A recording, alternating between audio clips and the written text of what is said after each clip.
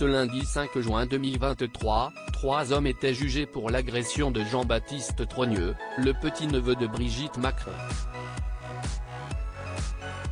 Après une mise en avant médiatique, la peine est tombée, 2 prévenus écopent de 12 et 15 mois de prison ferme, comme le rapporte France Bleu Picardie.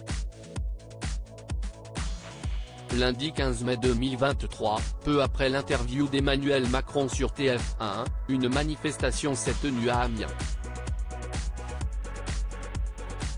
En marge de ce rassemblement, Jean-Baptiste Trogneux a été agressé par une dizaine de personnes. Le jeune homme de 29 ans a été pris à partie devant la chocolaterie familiale.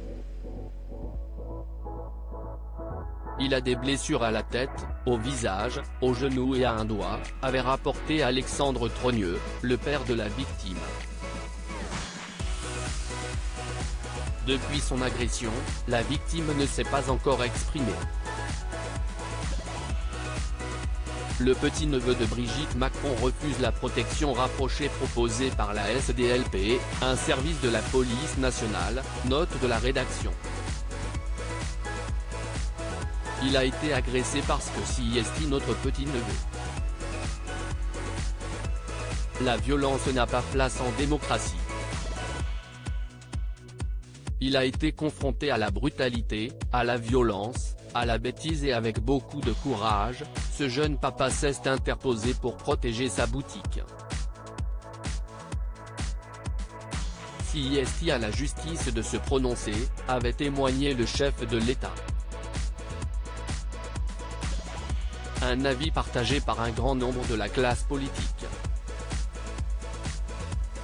La justice se prononce ce lundi 5 juin 2023, 3 hommes étaient jugés au tribunal d'Amiens, Somme, pour l'agression de Jean-Baptiste Trogneux.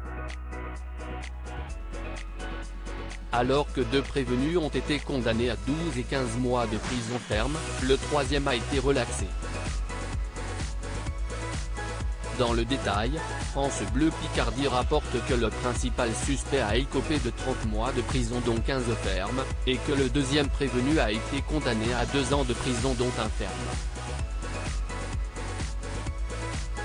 Pour rappel, le procureur avait demandé 4 ans de prison dont 6 mois avec sursis pour le principal mis en cause, 36 mois dont 6 avec sursis pour le second, et 2 ans dont 6 mois avec sursis pour le dernier. Devant le tribunal, le premier prévenu interrogé a reconnu avoir mis une claque à Jean-Baptiste Trogneux, précisant ne pas le connaître.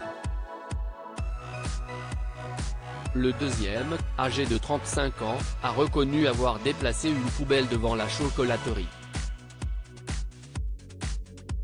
Néanmoins, il a contesté la violence physique à l'encontre du petit-neveu de Brigitte Macron.